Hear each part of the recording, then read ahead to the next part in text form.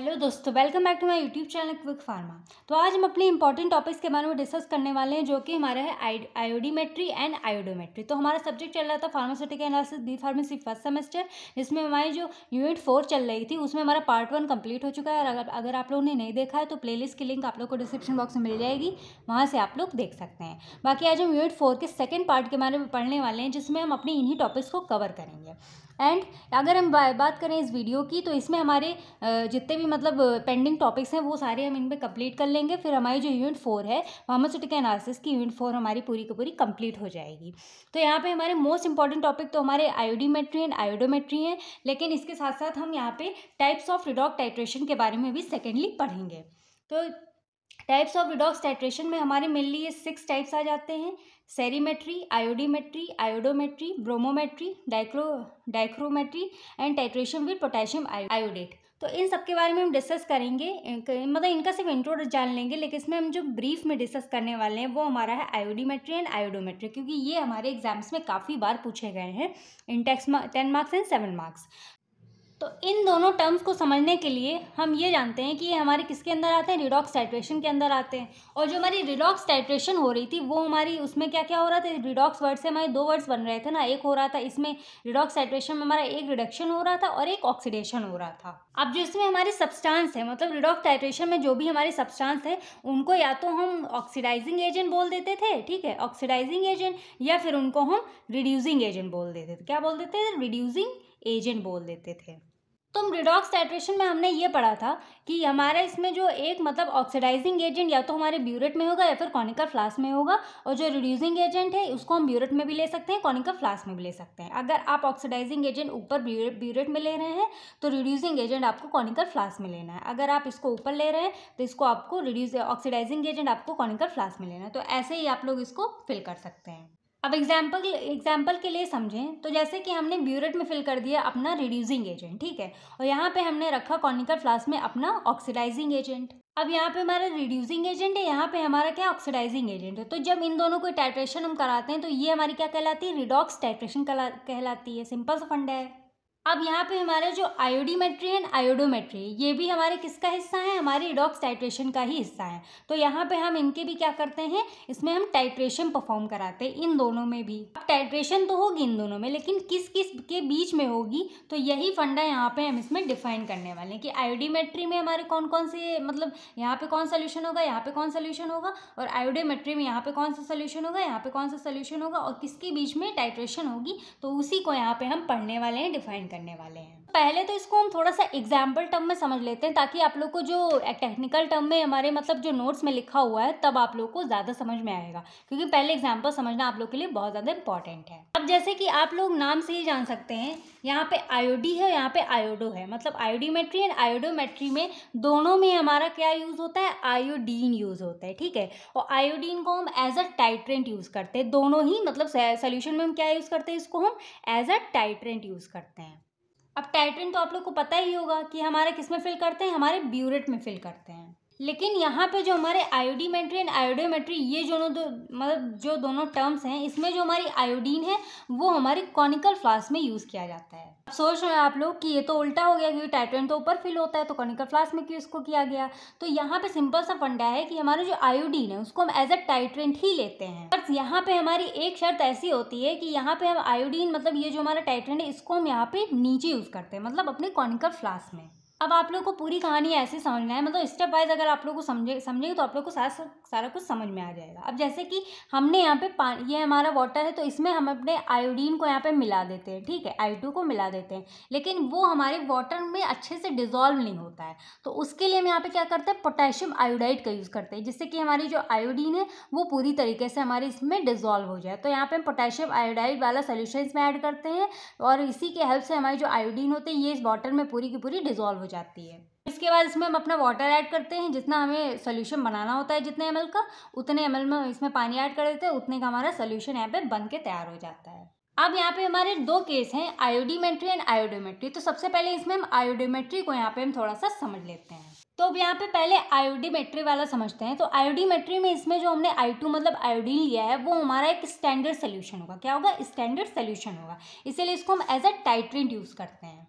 Standard solution जिसकी concentration हमें known होती है, मतलब कि पता होती है। तो यहाँ पे हमारा जो सोडियम थायोसल्फेट है जो कि हमारा एक रिड्यूसिंग एजेंट है, तो इसकी कंसंट्रेशन तो हमें मालूम नहीं है, तो इसकी कंसंट्रेशन हम यहाँ पे पता लगाएंगे। तो आपको यहाँ पे एक चीज़ तो समझ आ ही गई होगी, अगर हमारा जो ऊपर ब्यूरेट में जो सोल्यूशन फिल है वो हमारा अगर रिड्यूसिंग एजेंट है तो ऑब्वियसली बात है नीचे हमारा अपोजिट ही होगा, तो वो हमारा ऑक्सीडाइजिंग एजेंट होगा। तो एक्चुअल में यहाँ पे जो हमारा आयोडीन है वो हमारा ऑक्सीडाइजिंग एजेंट होता है। तो आयोडीमेट्री में आप इतना तो जान गए कि सबसे पहले यहाँ पे हम क्या करते हैं, आयोडीन को मिलाते हैं, ठीक है। वो हमारा अच्छे से डिजॉल्व नहीं होता है तो उसके लिए हम KI मिलाते हैं, पोटेशियम आयोडाइड, तो ये आपस में मिक्स हो जाते हैं। अब उसके बाद यहाँ पे हम करते हैं क्या करते हैं, स्टार्च इंडिकेटर मिलाते हैं। क्या मिलाते हैं, स्टार्च इंडिकेटर, सॉरी आयोडाइड लिख दिया था, इंडिकेटर होगा। यहाँ पे हम स्टार्च इंडिकेटर यहाँ पे मिला देते हैं। तो जो हमारा अब जैसे टाइट्रेशन है तो ऑब्वियस बात है यहाँ हमारे इंडिकेटर का यूज़ होगा ही होगा। तो यहाँ पे जो स्टार्च होता है वो हमारे आयोडीन के साथ मिल जाता है। तो हमारा जैसे S मान लीजिए हमारा स्टार्च है, ठीक है,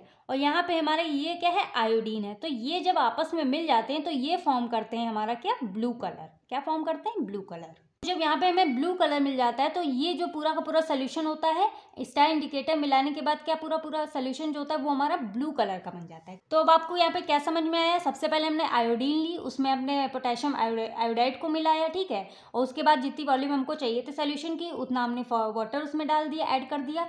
उसके बाद हमने स्टार्च इंडिकेटर को ऐड किया और स्टार्च ने इसके साथ क्या किया, रिएक्ट किया, आपस में मिले दोनों, और इसने हमें क्या दे दिया, ब्लू कलर दे दिया। तो इस पूरे सोल्यूशन का कलर क्या हो गया, ब्लू हो गया। अब इतना तो आप लोग को समझ में आ गया। अब उसके बाद हम जब टाइट्रेशन स्टार्ट करते हैं, अभी तक टाइट्रेशन स्टार्ट नहीं हुई है, तो यहाँ पे हमारा सिर्फ कॉम्प्लेक्स बना है, किसका, स्टार्च एंड आयोडीन का कॉम्प्लेक्स बना, तभी हमें ब्लू कलर मिला है। अब यहाँ पे हम जैसे ही टाइट्रेशन स्टार्ट करते हैं, यहाँ पे हमारा क्या फिल है, रिड्यूसिंग एजेंट फिल है। तो जैसे ही हमारा रिड्यूसिंग एजेंट जो है ये हमारे ड्रॉप वाइज हमारे इसमें मतलब गिरता है, इसको टाइट्रेट करने के लिए हमारे जो इसके ये वाले आयंस होते हैं, कौन से, H2O3 वाले आयंस होते हैं, ये इस सोल्यूशन के साथ क्या करते हैं, रिएक्ट करना स्टार्ट कर देते हैं। अब सिंपल से आप लोग को बहुत ध्यान से सुनना है। अब जैसे कि हमारा जो सोडियम थायोसल्फेट है, जब यहाँ पे धीरे धीरे ड्रॉप वाइज गिरता है तो ये क्या करता है, ये जो स्टार्च और आयोडीन का जो कॉम्प्लेक्स बना है, तो यही हमारा जो सोडियम थायोसल्फेट है इसके कॉम्प्लेक्स को तोड़ देता है। मतलब कि हमारे ये स्टार्च को आयोडीन से क्या करता है, सेपरेट कर देता है, अलग कर देता है, स्टार्च को अलग कर देता है, और बाकी अपना क्या करता है, यही सोडियम थायोसल्फेट आयोडीन के साथ कॉम्प्लेक्स बनाना शुरू कर देता है।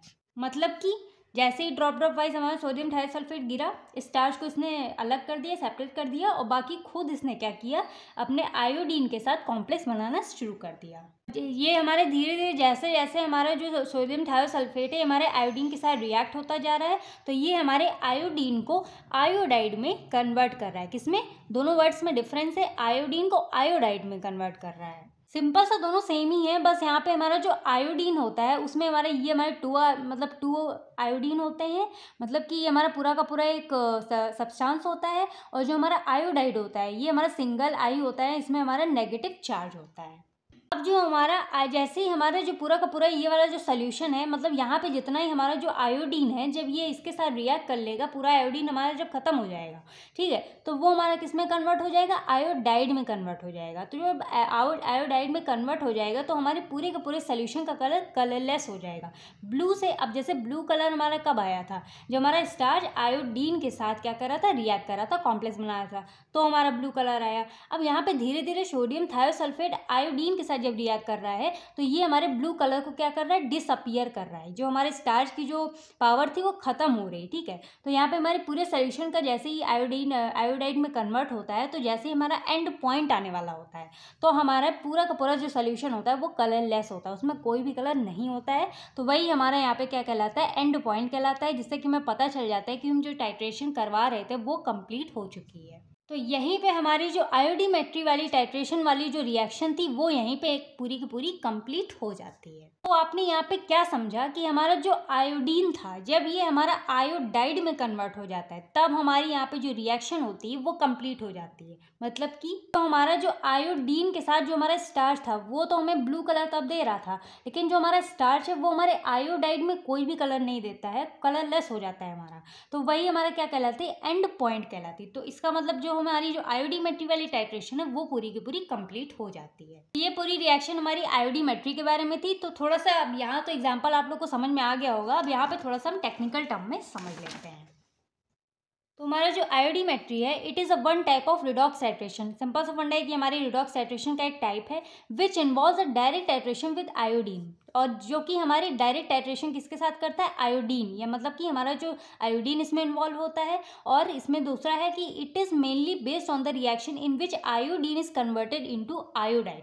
मतलब कि जैसे मैंने पहले बताया एग्जाम्पल में कि हमारा जो आयोडीन है जब वो हमारे आयोडाइड में कन्वर्ट हो जाता है तो हमारा सोल्यूशन पूरा का पूरा ब्लू से कलरलेस हो जाता है, तब हम जान जाते हैं कि हमारी जो मतलब कि रिएक्शन है वो कंप्लीट हो चुकी है। तो ये मेनली किस पे बेस्ड होता है, जो हमारी आयोडीन है वो हमारी आयोडाइड में कन्वर्ट हो जाए, ठीक है, ये रिएक्शन इसी पे बेस्ड होती है। तो अब इसके प्रिंसिपल के बारे में डिस्कस करें तो in this a standard solution of iodine I2 is used for the determination of reducing agent such as sodium thiosulphate arsenious acid. यहाँ पे यही बताया गया है कि हमारा जो यहाँ पे हम स्टैंडर्ड सोल्यूशन आयोडीन लेते हैं जो कि हमारा क्या हेल्प करता है, हमारा जो रिड्यूसिंग एजेंट है उसको डिटरमाइन करने के लिए हेल्प करता है। सच एज जो कि हमारा क्या था, रिड्यूसिंग एजेंट हमारा यहाँ पे क्या था, सोडियम थायोसल्फेट था, और हमारे क्या होते हैं, एर्सिनियस एसिड होते हैं। यहाँ पे हमारा जो एंड पॉइंट होता है वो डिटरमाइन किससे होता है, स्टार्च इंडिकेटर जब हमारा कलरलेस मतलब स्टार इंडिकेटर ब्लू कलर से हमारी कलरलेस में चेंज हो जाता है तो वही हमारी क्या कहलाती है, यहाँ पे एंड पॉइंट कहलाती है। तो ये इसका प्रिंसिपल होता है। अब इसके प्रोसीजर के बारे में बात करें तो यहाँ पे पहला स्टेप है, यहाँ पे हम क्या करते हैं, आयोडीन को ले लेते हैं अपनी कॉनिकल फ्लास्क में, उसमें हम अपना पोटेशियम आयोडाइड मिक्स कर देते हैं और उसकी वॉल्यूम उतनी ऐड कर देते हैं जितने में चाहिए होते हैं, तो उतना हम इसमें क्या कर देते हैं, वाटर ऐड कर देते हैं। उसके बाद यहाँ पे हम क्या करते हैं, स्टार्च इंडिकेटर मिला देते हैं इसी पूरे सोल्यूशन में, कॉनिकल फ्लास्क वाले सोल्यूशन में। उसके बाद जो हमारा स्टार्च सोल्यूशन होगा वो हमारे आयोडीन के साथ पूरा कॉम्प्लेक्स बना लेगा और हमारा जो कलर होगा वो हमारा ब्लू कलर बन जाएगा। मतलब देखो यहाँ पे लिखा हुआ है आयोडीन स्टार्च के साथ कॉम्प्लेक्स बनाएगा, उसके बाद हमें ब्लू कलर मिल जाएगा। अब यहाँ पे दूसरे स्टेप में ये होता है कि हमारा जो सोल्यूशन हो, मतलब जो नीचे वाला सोल्यूशन जो ऊपर वाला सोल्यूशन हमारा किसके था, सोडियम थायोसल्फेट था, तो इनके अगेंस्ट क्या कराते हैं, टाइट्रेशन कराते हैं, जो कि हमारा क्या है, reducing agent and oxidising agent के बीच में जब हम रिएक्शन कराते हैं तो हमारा जो आयोडीन है, अब आप यहाँ पे देख सकते हैं जब आयोडीन हमारा सोडियम थायोसल्फेट के साथ जब रिएक्ट करता है आपस में तो ये हमारा क्या दे देता है, हमें सोडियम आयोडाइड दे देता है। मतलब कि जो हमारा आयोडीन होता है वो इसके साथ रिएक्ट करने के बाद हमें सोडियम आयोडाइड में कन्वर्ट हो जाता है और इसमें जो सोडियम थायोसल्फेट है ये हमारा यहाँ पे निकल जाता है। उसके बाद हमारा क्या होता है, यहाँ पे जो हमारी टाइट्रेशन मतलब जो हमें एंड पॉइंट मिलने वाली होती है तो जो हमारा I2 स्टार्च वाला यहाँ पे जो कॉम्प्लेक्स होता है वो टूट जाता है और हमें यहाँ पे जो आयोडीन होती है वो हमारा कन्वर्ट हो जाता है आयोडाइड में। तो जो हमारा पूरा का पूरा जो ब्लू कलर होता है स्टार्च की वजह से वो हमारा डिसअपेयर होने लगता है और हमें यहाँ पे पूरा का पूरा सोल्यूशन कलरलेस मिलता है जब वो आयोडाइड में कन्वर्ट होता है, ठीक है। तो यही हमारी यहाँ पे होती है एंड पॉइंट। अब इसकी सिंपल से एप्लीकेशन देखें तो ये हमारा जैसे कि हमारा सल्फर डाइऑक्साइड है जो कि हमारा एक एंड रिड्यूसिंग एजेंट है, तो इन सबको डिटर्मिनेशन के लिए यहाँ पे हम यूज़ कर सकते हैं। तो ये हमारा आयोडीमेट्री वाला हो गया। अब हम यहाँ पे पढ़ेंगे आयोडोमेट्री, तो ठीक है। अब यहाँ पे कई बार हमारे आयोडीमेट्री एंड आयोडोमेट्री के बारे में डिफरेंस पूछ लिया जाता है, तो कंफ्यूज नहीं होना है आप। जैसे कि यहाँ पे ध्यान दीजिए, जैसे हमारे दो वर्ड्स हैं आयोडीमेट्री एंड आयोडोमेट्री है। तो आयोडीमेट्री में हमारे दो आई हैं, तो इसमें आपको ये याद रखना है जहाँ पे हमारे दो आई होंगे उसमें हमारा जो आयोडीन है वो हमारा डायरेक्ट टाइट्रेशन की तरह यूज़ होगा, ठीक है। इसमें हमारा डायरेक्टली हमारा आयोडीन यूज़ होगा टाइट्रेशन में। लेकिन जो हमारा आयोडोमेट्री है, ठीक है, तो ये इसमें हमारी डायरेक्ट मतलब इनडायरेक्ट टाइट्रेशन की तरह यूज़ होगा आयोडीन। मतलब ये हमारा इसमें लिबरेटेड आयोडीन यूज़ होता है, डायरेक्ट टाइट्रेशन की तरह नहीं यूज़ होता है, लिबरेटेड आयोडीन यूज़ होता है, ठीक है। तो चलिए इसको भी हम बिल्कुल सिंपल भाषा में समझ लेते हैं। आयोडोमेट्री को हम एग्जाम्पल से समझें तो यहाँ पे हम डायरेक्टली अपना आयोडीन नहीं यूज़ करते हैं, मतलब कॉनिकल फ्लास्क में डायरेक्टली अपना आयोडीन नहीं लेते हैं। इसमें हम लेते हैं अपना पोटेशियम आयोडाइड जो कि हम लेते हैं एक्सेस अमाउंट में। मतलब कि जब एक्सेस मतलब ज़्यादा अमाउंट में इसमें हम क्या ले लेते हैं, अपना पोटेशियम आयोडाइड। तो ये हमारा पूरा क्या होता है, पूरा भर जाता है। यहाँ पे हम आयोडीन नहीं लेते हैं पहले। उसके बाद पोटेशियम आयोडाइड लेने के बाद एक्सेस अमाउंट में यहाँ पे हम इसके साथ मतलब आयोडीन तो ऐड होगा नहीं, तो यहाँ पे इसके साथ हम एक ऐड करते हैं ऑक्सीडाइजिंग एजेंट। मतलब यहाँ पे टाइट्रेशन कराने से पहले यहाँ पे हम क्या करते हैं, पोटेशियम आयोडाइड में एक ऑक्सीडाइजिंग एजेंट लेते हैं जो कि हमारा, अब जैसे ऑक्सीडाइजिंग एजेंट हमारे बहुत सारे होते हैं, तो इसमें हमने ले लिया मैग्नीज ऑक्साइड, जो कि हमारा क्या होता है, मैग्नीज ऑक्साइड होता है। तो वो इसके साथ हम क्या करते हैं, ऐड कर देते हैं। तो ये तो हमारा ऐड हो गया MnO2 जो हमारा मैंगनीज ऑक्साइड है, ये हमारा पोटेशियम आयोडाइड के साथ मिक्स हो गया। अब इसमें हम वाटर नहीं ऐड करते हैं, वाटर की जगह हम यहाँ पे ऐड करेंगे H2SO4 जो कि हमारा एक एसिड है। तो यहाँ पे एसिडिक फॉर्म में एसिड सोल्यूशन लेते हैं जो कि हमारा होता है H2SO4 इंस्टेड ऑफ वाटर। तो अब यहाँ पे हमारे तीनों ऐड हो चुके हैं। पहले हमने पोटेशियम आयोडाइड ऐड किया, उसके बाद मैंगनीज ऑक्साइड ऐड किया इसी में, उसके बाद हमने H2SO4 एसिड ऐड किया, एसिडिक सोल्यूशन ऐड किया। तो अब यहाँ पे हमारा जो पोटेशियम आयोडाइड है इसका जो आई है, यहाँ पे हमारा क्या धीरे धीरे ये जब ये तीनों ऐड हो जाते हैं तो यहाँ पे धीरे धीरे हमारा क्या आयोडीन बनने लगता है। ठीक है, तो यहाँ पे आयोडीन का फॉर्मेशन डायरेक्ट नहीं होता है, इनडायरेक्ट फॉर्म में अगर आप लोग देख रहे होंगे तो इनडायरेक्ट फॉर्म में, मतलब इन तीनों को मिलाने से हमारा आयोडीन बन रहा है। ठीक है, तो यहाँ पे आयोडीन हमारा ये जो पोटेशियम इसका जो आई है यहाँ पे क्या फॉर्म करता है, हमारा आयोडीन फॉर्म कर देता है। तो यहाँ पे आयोडीमेट्री एंड आयोडोमेट्री में एक ह्यूज डिफरेंस है कि यहाँ पे हमने डायरेक्टली आयोडीन को ऐड नहीं किया है और आयोडीमेट्री में हमने डायरेक्टली आयोडीन को मतलब ऐड किया था टाइट्रेशन के लिए। तो यहाँ पे हमने आयोडीन को बनाया है किस से, potassium iodide, MnO2 manganese oxide and H2SO4 इन तीनों को मिला के।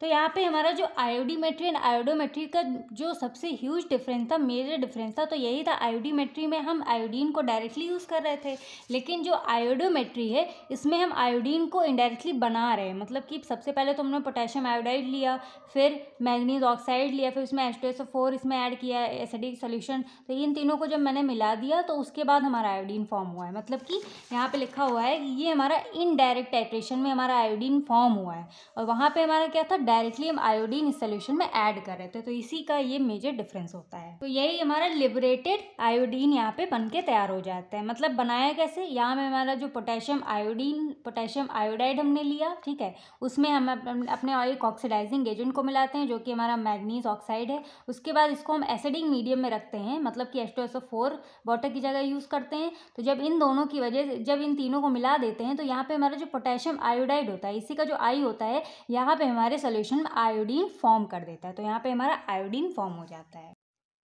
अब जैसे यहाँ पे हमारा आयोडीन फॉर्म हो जाता है तो सेम फंडा यहाँ पे हमारा जो आयोडीमेट्री में हो रहा था वो हम करेंगे। मतलब कि जैसे हमारा उसमें आयोडीन बनने के बाद जो हो रहा था, तो यहाँ पे हमारे जैसे आयोडीन फॉर्म हो गई तो आयोडीन में हम अपना स्टार्च इंडिकेटर मिला देंगे। उसके बाद यहाँ पे हम अपनी टाइट्रेशन स्टार्ट कर देते हैं। तो आयोडीन में ये स्टार्च इंडिकेटर जैसे ऐड होगा, ये हमारा एक कॉम्प्लेक्स बना लेगा स्टार्च और आयोडीन के साथ, ये हमारा कॉम्प्लेक्स बन जाएगा। उसके बाद जैसे यहाँ पे हम टाइट्रेशन स्टार्ट करेंगे तो हमारा जो सोडियम थायोसल्फेट है, इसका जो मतलब इसके जो ये वाले आयंस होते हैं H2O3 आयंस, तो ये हमारे इसमें इसके साथ रिएक्ट करते हैं हमारे आयोडीन के साथ। तो ये हमारे स्टार्च को यहाँ से रिमूव कर देंगे, स्टार्च इंडिकेटर को, ये हमारे किसके साथ कॉम्प्लेक्स बनाएंगे, हमारे आयोडीन के साथ। उसके बाद आयोडाइड में कन्वर्ट हो जाएगा और जो इसका ब्लू कलर है वो हमारे कलरलेस सोल्यूशन में चेंज हो जाएगा। तो बस यहाँ पे डिफरेंस इतना ही है आयोडीमेट्री एंड आयोडोमेट्री में कि आयोडीमेट्री में हम डायरेक्ट आयोडीन का यूज़ कर रहे हैं और आयोडोमेट्री में हम यहाँ पे सबसे पहले KI में ये ऑक्सीडाइजिंग एजेंट मिलाएंगे, फिर इसमें हम अपना सल्फ्यूरिक एसिड लेंगे। उसके बाद हमारा इन सबसे मिला के हमारा आयोडीन फॉर्म हो रहा था। मतलब यहाँ पे हम लिबरेटेड फॉर्म में अपना आयोडीन फॉर्म कर रहे थे। तो यही इन दोनों में डिफरेंस होता है। अब यहाँ पे एक चीज़ और होती है कि यहाँ पे जो हमारा सोडियम थायोसल्फेट है इसको हम एज ए स्टैंडर्ड ले लेते हैं। मतलब कि ब्यूरेट में जो हमारा सोडियम थायोसल्फेट होगा जिससे इसको टाइट्रेट करेंगे, इसको हम यहाँ पे स्टैंडर्ड लेते हैं। ये स्टैंडर्ड क्यों है, बिकॉज यहाँ पे हमने आयोडीन डायरेक्टली यहाँ पे नहीं यूज़ किया, क्योंकि यहाँ पे जो हमारा आयोडीन है वो इन सबसे मिलके बना हुआ है, इसीलिए हमारा स्टैंडर्ड तो हुआ नहीं। तो इसीलिए हमारा जो स्टैंडर्ड सोल्यूशन होगा यहाँ पे हमारा सोडियम थायोसल्फेट होगा और ये जो हमारा आयोडीन होगा ये हमारा क्या होगा, लिबरेटेड आयोडीन है। मतलब कि इन सबसे मिलके बनाया गया, तो इसलिए स्टैंडर्ड सोल्यूशन नहीं होगा। उसके बाद फिर जो हमारा स्टैंडर्ड सोल्यूशन है जो कि हमारा नॉन सोल्यूशन है, इससे हम इसको टाइट्रेट करते हैं। ठीक है, तो उससे मतलब इस सोल्यूशन से हम ये पता लगाते हैं, इसमें बेसिकली हम यही डिटरमाइन करते हैं कि हमारा जो आयोडीन लिबरेट हुआ है, जितना हमारा आयोडीन बना है वो कितने अमाउंट में फॉर्म हुआ है। तो इसी चीज़ को हम इस आयोडोमेट्री में डिटरमाइन करते हैं। तो आई होप आप लोग को आयोडोमेट्री वाला इतना एग्जाम्पल से थ्रू इतना सारा समझ में आ गया होगा। अब थोड़ा सा इसको हम टेक्निकल टर्म में समझ लेते हैं यहाँ से। तो iodometry it is one type of redox titration which involves indirect titration with I2। Iodine, ठीक है। मतलब कि इसमें हमारा इनडायरेक्टली हमारा जो आयोडीन है वो यूज़ हो रहा है। इनडायरेक्टली तो हम लोगों ने बनाया ना उसको, डायरेक्टली तो यूज़ नहीं हो रहा है डिटॉक्साइजेशन में। It is based on the reaction in which iodide is converted into iodine which further titrated. मतलब कि अब जैसे कि यहाँ पे हमारा पोटेशियम आयोडाइड था, ठीक है, तो यही आयोडाइड ने हमारे यहाँ पे क्या, इस कॉनिकल फ्लास्क में हमारा आयोडीन फॉर्म किया है। इसी की वजह से यहाँ पे हमारा हमको आयोडीन मिलता है। तो ये क्या करता है, यही हमारा जो फर्दरली जो आयोडाइड होता है यही हमारे आयोडीन में कन्वर्ट हो जाता है, ठीक है। एंड आयोडीमेट्री में हमारा क्या था कि हमारा आयोडीन से आयोडाइड बन रहा था, है ना। क्या बन रहा था, आयोडीन से हमारा क्या बन रहा था, आयोडाइड बन रहा था। लेकिन यहाँ पे आयोडोमेट्री में हमारा सिंपल सा क्या है, बस अपोजिट है। यहाँ पे आयोडाइड से आयोडीन लिबरेट हो रहा है, लिबरेट मतलब निकलना, ठीक है। तो आई होप आप लोग को ये समझ में आ गया होगा कि हमारा इसमें आयोडाइड से आयोडीन बन रहा है, उसमें आयोडीन से आयोडाइड बन रहा है, ठीक है। अब इसके प्रिंसिपल के बारे में बात कर लें। इन this a standard solution of sodium thiosulphate solution is use for the determination of liberated iodine from potassium iodide. मतलब कि बस यही है कि यहाँ पे हमने जो मतलब सोल्यूशन यहाँ पे बनाया है, जो आयोडीन हमने बनाया है तीनों से मिला के, उसी को हम उससे स्टैंडर्ड सोल्यूशन से टाइट्रेट कराते हैं, जो कि हमारा है सोडियम थायोसल्फेट। और उसके बाद मतलब कि इसी के हेल्प से हम अपने जो हमारा मतलब पोटेशियम आयोडाइड से जो हमारा आयोडीन हमको लिबरेटेड आयोडीन मिला है, उसी की डिटर्मिनेशन यहाँ पे हम करते हैं, ठीक है। एंड उसके बाद ये हमारा आयोडीन जो होगा वो हमारे स्टार्च, जब जैसे स्टार्च इंडिकेटर मिलाएंगे उसके साथ कॉम्प्लेक्स बनाएगा, उसके बाद ये ब्लू कलर में कन्वर्ट हो जाएगा। उसके बाद हमारे जो टाइट्रेशन के बाद ये क्या करता है, हमारा कलरलेस सोल्यूशन में कन्वर्ट हो जाता है। अब इसके प्रोसीजर के बारे में बात करें तो सबसे पहले हम यहाँ पे पोटेशियम आयोडाइड ले लेते हैं, ठीक है। एक्सेस अमाउंट में, कॉनिकल फ्लास्क में एक्सेस अमाउंट में पोटेशियम आयोडाइड ले लिया। उसके बाद उसमें हमने ऐड किया ऑक्सीडाइजिंग एजेंट, जो कि हमने यहाँ पे बताया था MnO2, मैग्नीज ऑक्साइड ले लिया, ठीक है, जो कि हमारा रिएक्ट करता है किसके साथ, पोटेशियम आयोडाइड के साथ। तो ये दोनों रिएक्ट करेंगे। फिर इसको हम किसमें यहाँ पे हम वाटर नहीं ऐड करते हैं, इसमें हम क्या लेते हैं, H2SO4 एसिडिक मीडियम में इन दोनों को हम ले लेते हैं, जो कि हमारा क्या करता है, लिबरेट कर देता है हमारे आयोडीन को। यही हमारा जो पोटेशियम आयोडाइड होता है, इसी की आई की वजह से यहाँ पे हमारा यहाँ पे आयोडीन हमारा फॉर्म हो जाता है इन एसिडिक मीडियम। उसके बाद यहाँ पे हम क्या करते हैं, जैसे कि यहाँ पे हमारा ये पोटेशियम आयोडाइड है, ठीक है, और ये हमारा है मैग्नीज ऑक्साइड, और ये हमारा H2SO4 जो कि हमारा एसिडिक मीडियम है, ठीक है। तो ये तीनों जब आपस में रिएक्ट करते हैं तो ये हमारा फॉर्म करते हैं आयोडीन, ठीक है। और ये हमारी सारी चीज़, ये हमारे वाटर के फॉर्म में निकल जाता है, ये हमारा MnSO4 के फॉर्म में निकल जाता है, मैग्नीशियम सल्फेट के फॉर्म में निकल जाता है, और ये सारी चीज़ें मतलब निकल जाती हैं। हमारे यहाँ पे बचता है आयोडीन, हमें यहाँ पे आयोडीन हमको मिल जाता है, ठीक है।